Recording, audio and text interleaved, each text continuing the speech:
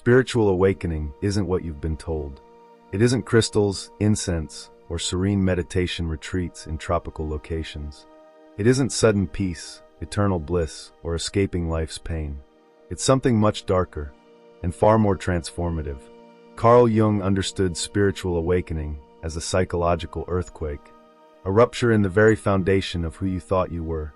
Because real awakening doesn't happen by adding beliefs, affirmations, or spiritual practices.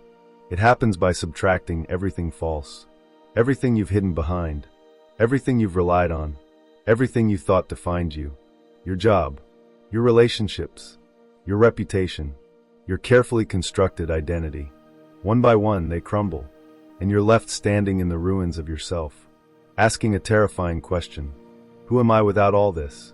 Jung called this moment ego death, and he warned us clearly: there is no coming to consciousness without pain, because to awaken spiritually isn't to transcend life. It's to descend fully into it, to descend into your shadow, into your unconscious, into the uncharted territory of your own psyche. It's messy, disorienting, and brutally lonely. That's why most people never survive it, not because it physically kills them, but because it psychologically breaks them. The breaking begins subtly. You start feeling restless, unsatisfied, and disconnected. Even when your life looks perfect from the outside. You get the promotion, but it feels empty. You're loved by others, but still feel alone. You achieve everything society promised would make you happy, and yet happiness never arrives. Instead, an aching emptiness starts to expand inside you, an emptiness that no amount of distraction or accomplishment can fill. This emptiness is the doorway, and once it opens, you can't close it again. Suddenly, nothing makes sense. You question your values, your desires, your choices. You look at your life as if from outside your body, watching yourself go through the motions, realizing you no longer believe in the script you've been following. This is terrifying, because your entire identity was built on this script. You constructed yourself from societal expectations, from family conditioning, from the applause of others. But now, you're seeing through the illusion. This is not enlightenment. This is disintegration. And it's not peaceful. You begin to grieve for the self you thought you were, for the person who had clear goals, stable beliefs, and predictable routines. That person feels like a stranger now. You might try to cling to them, to pretend this awakening isn't happening, to distract yourself with work, entertainment, or addiction. But the soul is relentless. Carl Jung believed the soul demands wholeness, not comfort, and once awakened, it won't let you fall asleep again. So it pushes you deeper. You begin having dreams you can't ignore. Dreams of darkness, chaos, destruction. You experience synchronicities that defy logic. You feel emotions you've suppressed your entire life. Rage, grief, envy, fear, all flooding back at once. You wonder if you're losing your mind. In a way, you are. Because spiritual awakening is not an intellectual shift. It's a psychological death. Your ego, your carefully constructed sense of self, is literally fighting for its life. It tries desperately to hold on to control, to old beliefs, to familiar identities. It whispers lies. You're going crazy. You're losing everything. You're becoming a failure. This is where most people break. They turn back. They try to numb the pain. They try to reclaim their old life. But you can't unsee the truth once it's revealed. That truth is simple, brutal, and life-changing. Everything you thought was you isn't. Everything you thought mattered doesn't. Everything you chased to feel worthy never worked. This realization feels like death, because it is. The death of illusion. But in that death lies a hidden promise. That something else, something more authentic, more powerful, more alive, is waiting to emerge. Jung called this emerging presence the self. Not the small self built from ego, but the true self built from soul. It is wild, intuitive, courageous, unapologetic. But before it emerges, you must descend further into the darkness, into the shadow, the place where you buried all the parts of yourself you were taught to reject. Your anger, your vulnerability, your instincts, your power. The shadow holds your truth, but it's guarded by fear, shame, and trauma. To reclaim your soul, you must confront these shadow guardians. You must feel everything you've refused to feel. You must face every memory you've avoided. You must grieve for every dream you gave up to fit in. And this process doesn't feel spiritual. It feels devastating. It feels like everything is falling apart. Because it is. You are shedding the false skin of ego. You are dismantling a lifetime of conditioning. And this dismantling is chaotic, painful, and terrifying. That's why most people turn back. That's why most people never survive. They mistake the process of awakening for self-destruction. But it's not destruction. It's rebirth. And rebirth never happens without first descending into the underworld. You must walk through the fire. You must navigate the dark. You must trust that something lies on the other side. Something worth every painful step you're taking. And the deeper you go, the clearer it becomes. You are never losing yourself. You are finding yourself. For the very first time. In the midst of your awakening, you'll realize something unsettling. There is no roadmap.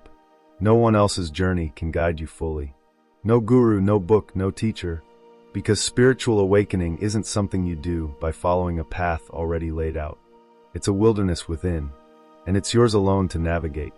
Carl Jung knew this well. He himself descended into a darkness few dared approach, what he called his confrontation with the unconscious. He entered a psychic territory without any guarantees of returning whole, and he documented it in images, dreams, and visions that scared him deeply. He faced his inner demons, not metaphorically but literally. They appeared to him in the form of archetypes, shadow figures, spirits, mythic beings that emerged from the depths of his unconscious. This wasn't spiritual entertainment. It was raw, terrifying, and real. Because when you awaken, your psyche reveals itself in primal, symbolic language. You don't just think your way through awakening. You dream it, you feel it, you live it. You might find yourself grappling with dark visions, nightmares, strange synchronicities, intense emotional outbursts that seem to come from nowhere. You might feel overwhelmed by psychic material you never even knew was there. Old wounds resurface. Childhood traumas demand your attention. Fears you've denied for decades suddenly emerge with intense urgency. And in the chaos of this storm, it's easy to think you're losing yourself entirely. But you aren't losing yourself. You're meeting the parts you once exiled. And this meeting is never peaceful. These exiled parts, the shadow, are angry, hurt, and starving for your attention. They've waited your entire life to be seen, heard, and integrated. So now they come forward with force. Your rage, your grief, your deepest insecurities, all the aspects of your psyche that society taught you to suppress, now explode to the surface, demanding recognition.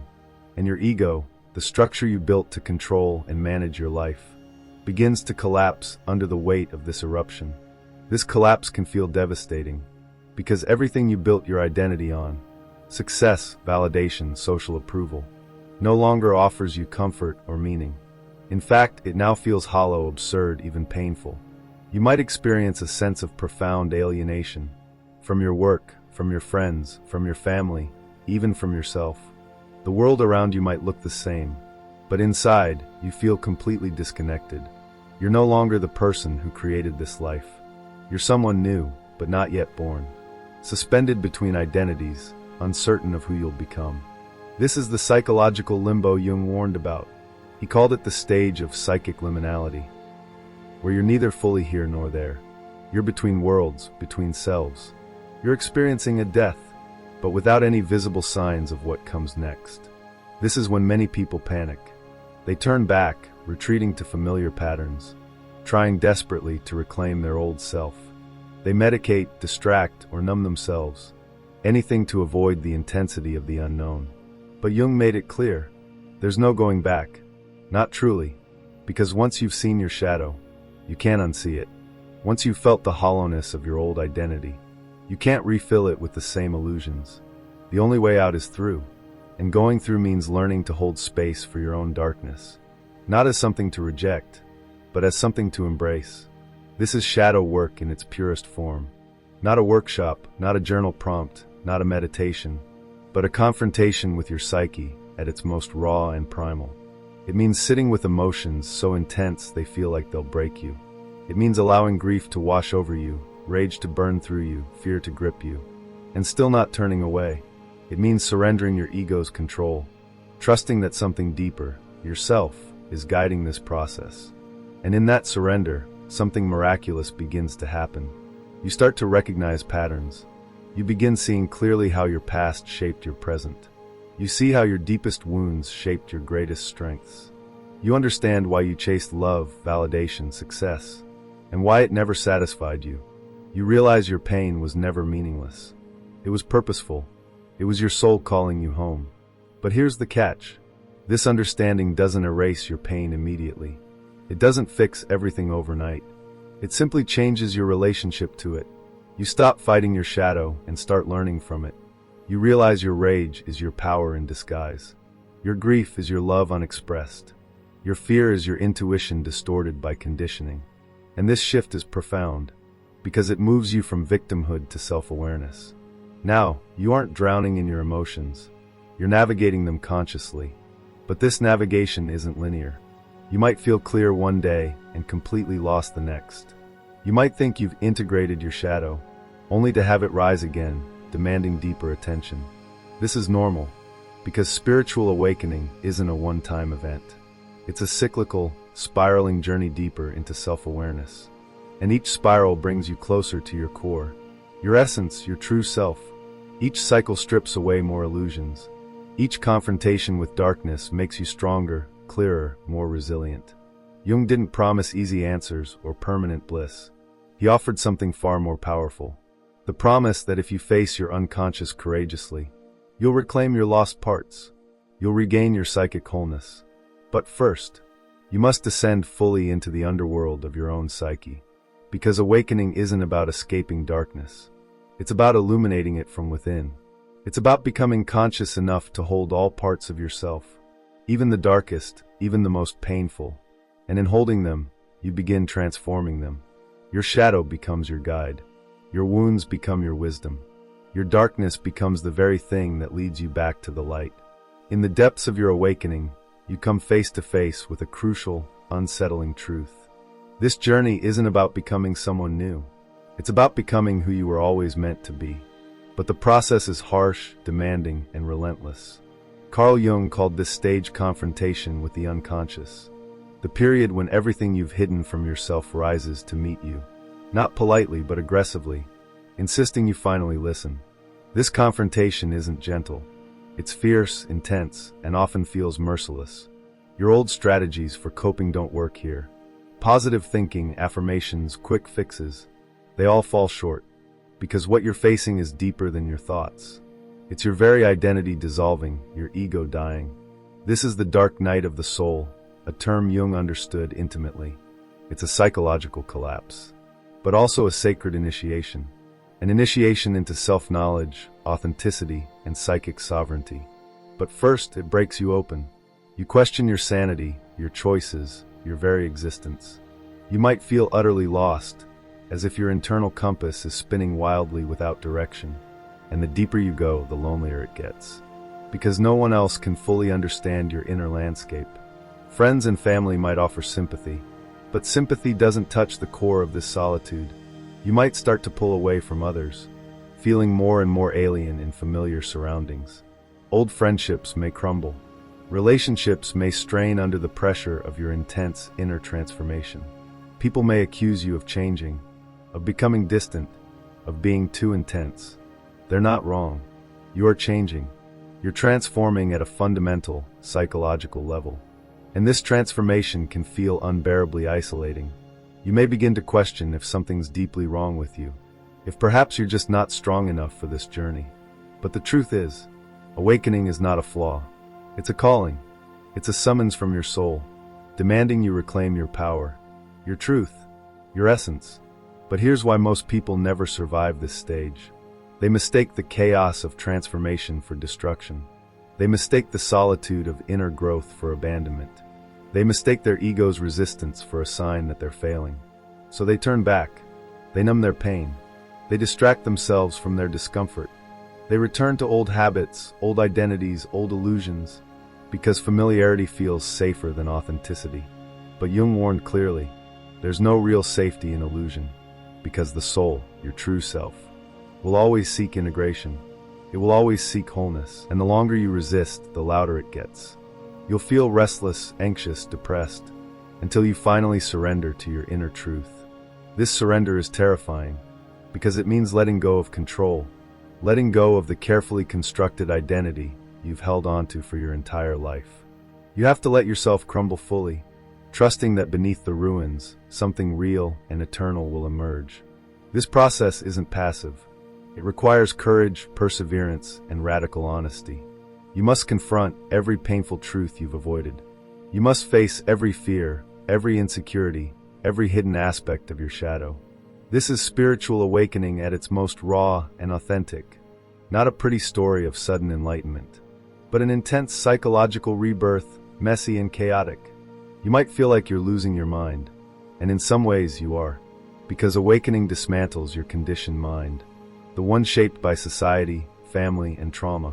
It dismantles everything false and superficial, stripping you down to your core. And this stripping away feels brutal because it reveals your deepest vulnerability. You meet parts of yourself you never wanted to face. The jealous self, the frightened self, the needy self, the angry self.